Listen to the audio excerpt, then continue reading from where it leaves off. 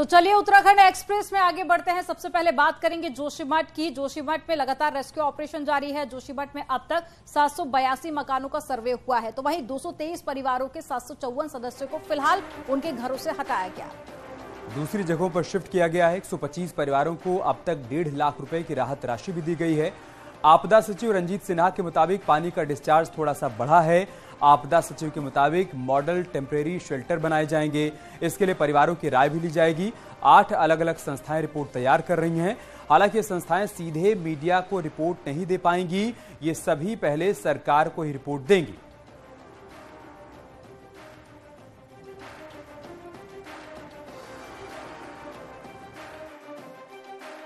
भी जांच रिपोर्ट किसी संस्था की है तो उस पर एक पहले केंद्र सरकार या राज्य सरकार उस पर विचार विमर्श करेगी, उस पर मंथन करेगी, उसके बाद उसको सार्वजनिक किया जाएगा। तो वैज्ञानिकों के किसी को बयान पर पाबंदी आपकी तरफ से लगाई नहीं, कोई ऐसी पाबंदी नहीं है। हमने पाबंदी नहीं लगाई। हमने ये कहा है कि क्योंकि अभी सिचुएशन ऐसा है कि लोगों को हमें राहत देना है।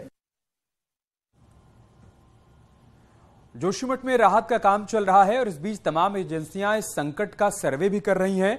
असुरक्षित घरों पर पहले लाल निशान लगाए गए थे और अब अनयूजेबल का लाल स्टिकर यहां पर लगाया जा रहा है।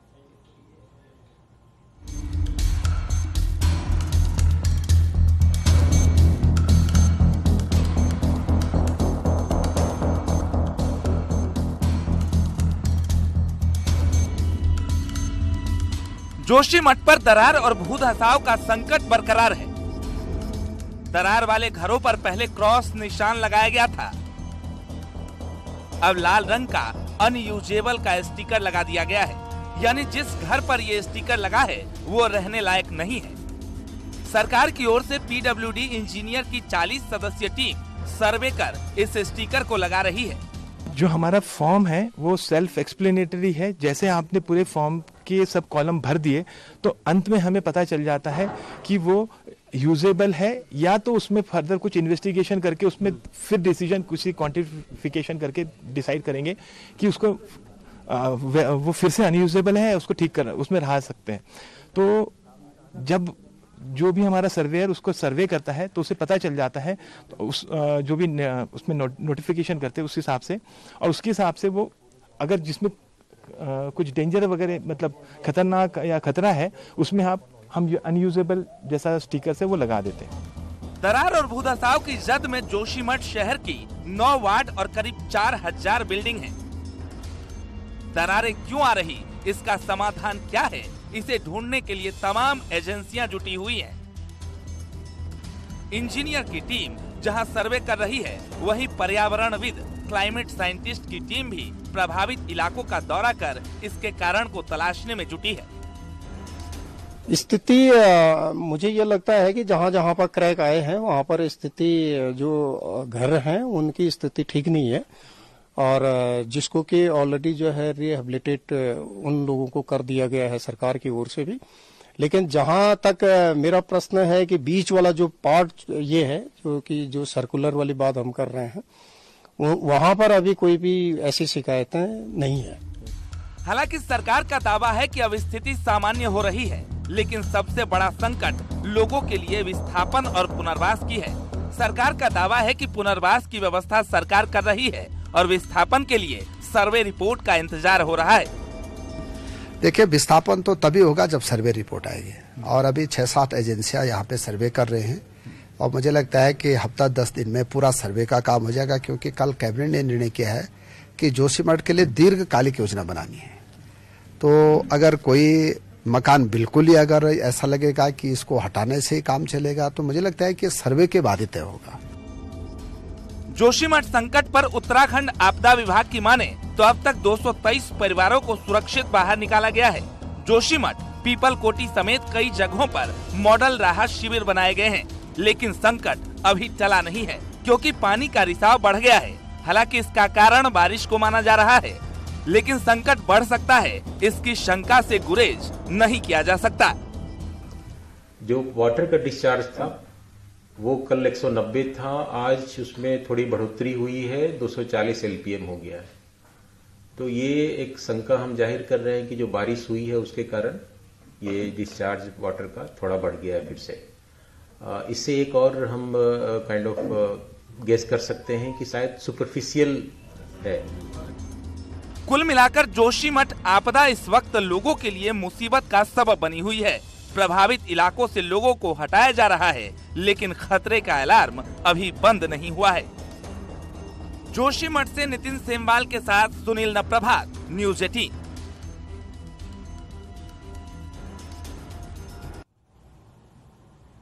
आखिरकार जोशीमठ में जिन चीज की आशंका जताई जा रही थी, शुक्रवार की रात वह सामने आ गई। एशिया की सबसे लंबी रोपवे पूरी बिल्डिंग इलाके में दरार पड़ चुकी है। इस बिल्डिंग की तस्वीरें सामने आई जिसमें दरारें देखी गई और 6 फीट गहरी और 6 इंच चौड़ी दरार देखी गई है। पहले से ही रोपवे डेंजर जोन में था, लेकिन उसकी बिल्डिंग के आसपास दरार नहीं थी।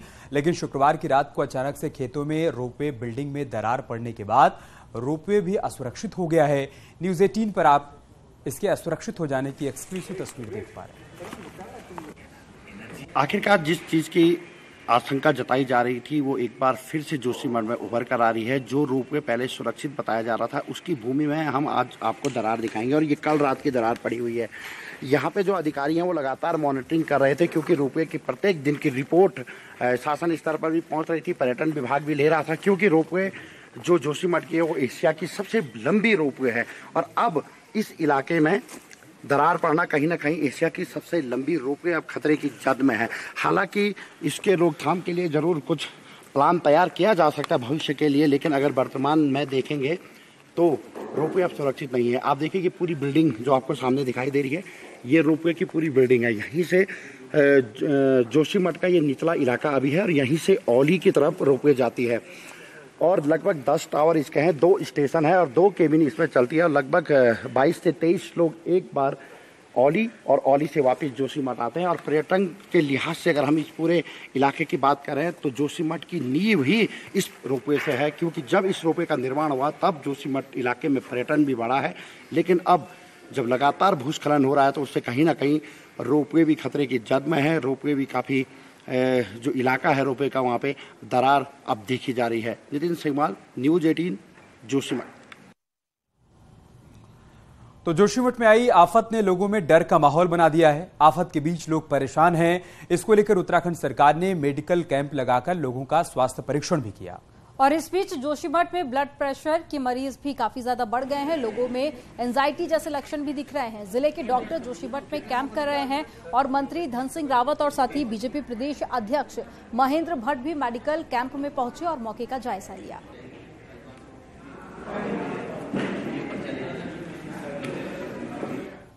कोई ऐसा ट्रेंड तो निकल कर नहीं आ रहा है कि अचानक से एकदम से बीपी के पेशेंट बहुत ज़्यादा बढ़ गए हों, लेकिन ये जरूर है कि जिनको पहले से ब्लड प्रेशर है उनकी स्ट्रेस बढ़ जाने के कारण थोड़ा सा बीपी बढ़ा हुआ है। सर, इस दौरान डॉक्टरों की राय बहुत इंपॉर्टेंट हो जाती है क्योंकि लोग घबरा, क्या राय देना चाहिए? मैं समझता हूँ कि ऐसे में धैर्य से काम लें, संकट का समय तो है। जोशीमठ शहर धंस रहा है और ये प्राकृतिक कारणों से धंस रहा है या फिर धरती से हो रहे छेड़छाड़ की वजह से ये धंस रहा है, ये पूरी जांच के बाद ही पता चलेगा। लेकिन जोशीमठ जैसे ही हालात से ठीक सामने वाला चाई गांव 14 साल पहले ही ये पूरा जो परेशानी है ये झेल चुका है। इसकी एक रिपोर्ट भी आपको दिखाएंगे। और 14 साल से कैसे यहाँ पर आफत दस्तक दे रही है, यहाँ के लोगों का कहना क्या है और प्रशासन ने कैसे बीते 14 सालों से इस आफत की अनदेखी की है, आप इस रिपोर्ट में देखिए।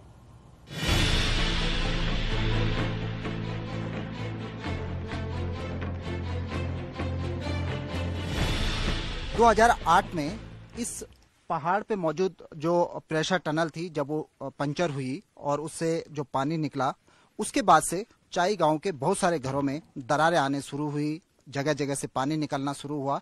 ठीक उसी तरह से जिस तरह से जोशीमठ में भूदसाव आपको देखने को मिल रहा है। यहाँ जब घरों में दरारें आनी शुरू हुई तो उसके बाद यहाँ से 10 घर तात्कालिक तौर पर शिफ्ट कर दिए गए, उनका पुनर्वास कर दिया गया। लेकिन बाकी जो गांव था उनको कहा गया कि बाद के सालों में आपको पुनर्वासित किया जाएगा। लेकिन ग्रामीणों को यह आरोप है कि उसके बाद यहाँ से किसी को भी शिफ्ट नहीं किया गया। नतीजा आप देख सकते हैं कि चाई गांव के जो घर हैं, इन घरों पर अभी भी दरारें यहाँ पर बनी हुई है और लोग लगातार डर के साये में हैं कि कभी भी चाई में फिर इस घटना की पुनरावृत्ति हो सकती है। आप देखिए जोशीमठ के हालात ने 100 से ज्यादा परिवार वाले चाई गांव की 14 साल पुरानी वो डरावनी यादें फिर से ताजा कर दी। जब जेपी कंपनी के पावर प्रोजेक्ट में लीकेज के आरोपों के बाद चाई गांव धंसने लगा था। कई मकानों में आज भी दरारें मौजूद हैं। लोगों का कहना है कि वो खतरे के साए में हैं। कुछ घरों का पुनर्वास किया गया, बाकियों को उनके हाल पर छोड़ दिया गया। जो इनका जेपी का टनल है जो 400 मेगावाट का, ये टनल जो है बदनार रोड पे लामबगर नामक जगह पड़ती है। वहाँ से इनकी 11 किलोमीटर टनल है ऊपर, गांव के ऊपर जो दिख रहा है। और इससे इनकी प्रेशर शाफ्ट है सीधा नीचे गांव के जस्ट नीचे। यहाँ इनकी 4 टनल है, 9 नंबर, 10 नंबर, 11 नंबर, 12 नंबर। यहाँ इनकी टरबाइन लगी हुई है, जो पानी आता है वो टरबाइन में यहाँ गिरता है। तो 2008 में जब इनका ये टनल लीकेज हो गया, पंचर हो गया, तो इसके अंदर लोहे की पाइप लगी है।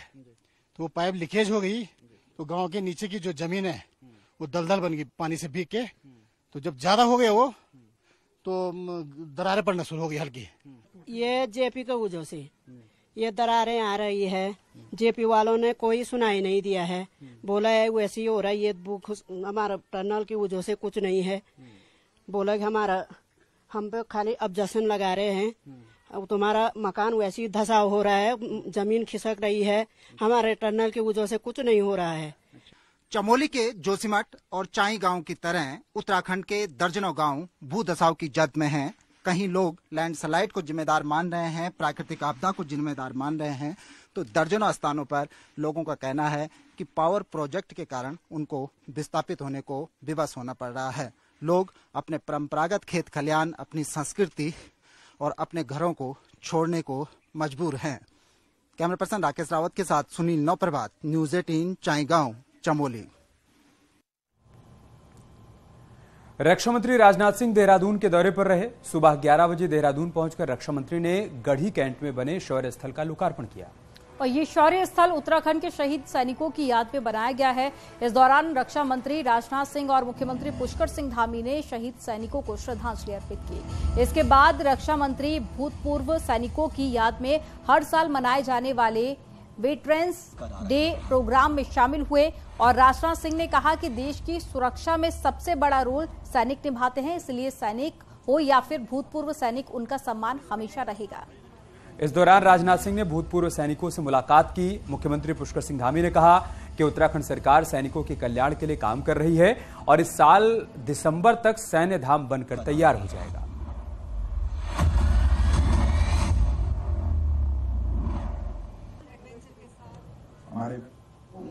मैं राष्ट्र के संतों के रूप में मैं देखता हूं, इसीलिए मैंने आप लोगों से अपील किया, मेरा भाषण समाप्त होने के बाद आप अपने स्थान पर वही बने रहें, क्योंकि एक बार आपके पास आकर मैं आप सभी का दर्शन करना चाहता हूं। हमने सामने धाम माननीय राजनाथ सिंह जी ने जिसका यहाँ पर विधिवत रूप से शिलान्यास किया था, बहुत तेजी से उसका काम आगे चल रहा है और हमने तय किया है कि इस वर्ष दिसंबर माह तक सैन्य धाम का हम निर्माण कार्य पूरा कर देंगे।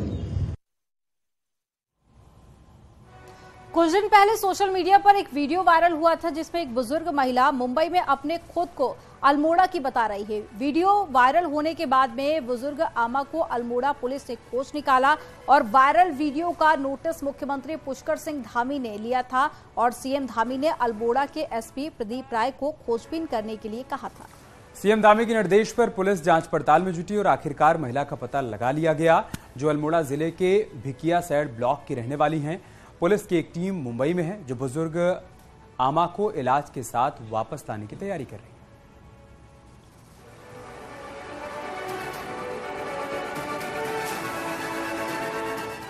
खबर देहरादून से, जहां पर छात्रा को पीटने का वीडियो सोशल मीडिया पर वायरल हो रहा है। शिविर के दौरान महिला टीचर ने छात्रा को जमकर पीटा था और उसी का वीडियो अब तेजी से वायरल हो रहा है। वीडियो पौड़ी के पोखाल का बताया जा रहा है। वहीं मामले में जिला शिक्षा अधिकारी पौड़ी ने जांच की और इसको लेकर एक टीम का गठन भी किया गया। हालांकि न्यूज़ 18 वायरल वीडियो की पुष्टि नहीं करता है।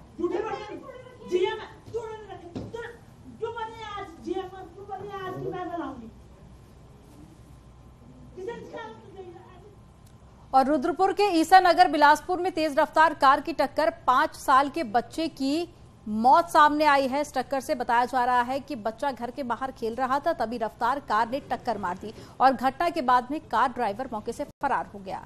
आनन फानन में लोगों ने बच्चे को गंभीर हालत में अस्पताल में भर्ती कराया, जहां बच्चे ने इलाज के दौरान दम तोड़ दिया। सूचना पर पहुंची पुलिस पूरे मामले की छानबीन शुरू कर कार ड्राइवर की तलाश कर रही है।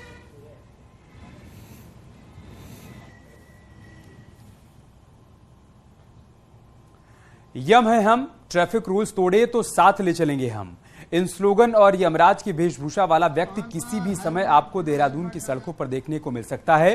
दरअसल ट्रैफिक नियमों को पालन करवाने के लिए देहरादून पुलिस ने सड़क सुरक्षा सप्ताह के दौरान एक अलग तरीके का प्रयोग किया है, जिसमें बिना हेलमेट, सीट बेल्ट और साथ ही ट्रिपल सवारी करने के चलते ये यम आपको बीच में रोक सकता है।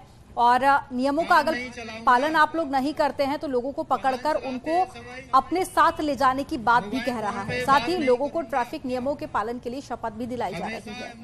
और फायर ब्रिगेड गाड़ियों को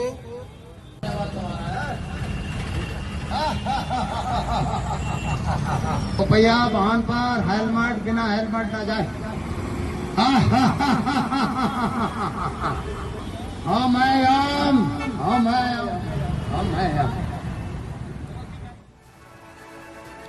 और मुख्यमंत्री पुष्कर सिंह धामी अपनी विधानसभा चंपावत के टनकपुर पहुंचे और यहां शारदा घाट पर पहुंचकर मां शारदा की पूजा अर्चना की। इस दौरान कैलाश गहतोड़ी के साथ में अन्य कार्यकर्ता भी मौजूद रहे। सीएम पुष्कर सिंह धामी ने आरती की और प्रदेश के लोगों को मकर संक्रांति की शुभकामनाएं भी दी।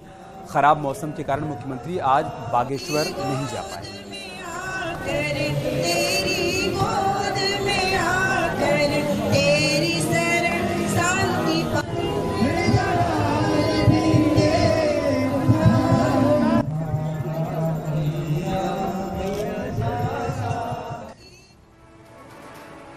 बागेश्वर के ऐतिहासिक उत्तरायणी मेले की आज से शुरुआत हो गई। मुख्यमंत्री पुष्कर सिंह धामी ने मेले का उद्घाटन किया था। चूंकि उनको मौके पर पहुंचकर मेले का उद्घाटन करना था, लेकिन मौसम खराब था, इसके चलते बागेश्वर वो नहीं पहुंच पाए और वर्चुअल तरीके से उन्होंने यहां मौजूद जनता को संबोधित किया और मेले के लिए आयोजन में पूरी मदद का भरोसा भी दिया। साथ ही मुख्यमंत्री ने मेले के संरक्षण की भी अपील की। इधर मेले में झांकियां निकाली गई, जिसमें कुमायूनी वाद्य यंत्र और ढोल दमाऊ के साथ ही रानीखेत में पहुंची आर्मी बैंड की टीम भी शामिल रही।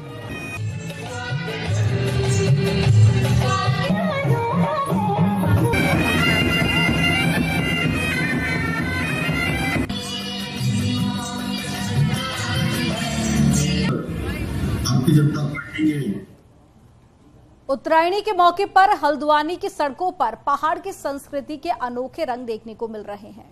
एक रिपोर्ट के जरिए आपको हर रंग दिखाते हैं।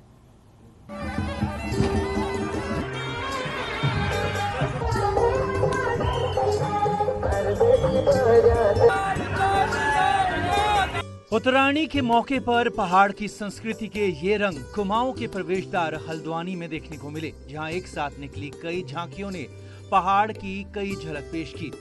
एक तरफ जहां न्यायकारी लोक देवता गोलजू की झलक दिखाई दी, तो वहीं नदी, घाटी और पहाड़ों में बसी पहाड़ी संस्कृति भी बिखरी दिखी। और मैंने जैसे कहा, हमारी लघु कलाएं, हमारा जो खान पान की जो चीजें हैं, जो उनकी स्टॉलें लगती हैं, और विशेषतम जो कौतिक के कार्यक्रम होते हैं, उत्तरायणी के कार्यक्रम होते हैं, जो मंच पे हमारे बच्चों से लेके कलाकार आते हैं और कुमाऊं की संस्कृति और पहाड़ की संस्कृति को आगे बढ़ाने का कार्य करते हैं, तो बहुत बेहद जरूरत है कि ये जो मशाल है संस्कृति की, अगली पीढ़ी तक सही से उन्हें थमाई जाए। पहाड़ के इन सांस्कृतिक रंगों को देख नई पीढ़ी के बच्चे भी बेहद उत्साहित दिखे। खासकर युवाओं ने सांस्कृतिक रंगों के बीच एक झांकी के जरिए जोशीमठ को लेकर अपनी चिंता भी जाहिर की। जैसे हर किसी को मैं देख रही हूँ कि सर में पिछौड़ा पहना है, नाक में नथ पहनी है, गलों बंद पहना है, मांग टीका पहना है, तो इसी हम जो हमारा कल्चर है हम वही सीख रहे हैं। उत्तरायणी का पर्व पहाड़ के लिए कई सौगातें लेकर आता है। पर्यावरण, प्रकृति और प्रेम से जुड़े इस त्योहार में पहाड़ के हर रंग समाये हुए हैं, जो इन दिनों पूरे उत्तराखंड में दिखाई दे रहे हैं। हल्द्वानी से न्यूज़ 18 के लिए शैलेंद्र नेगी की रिपोर्ट।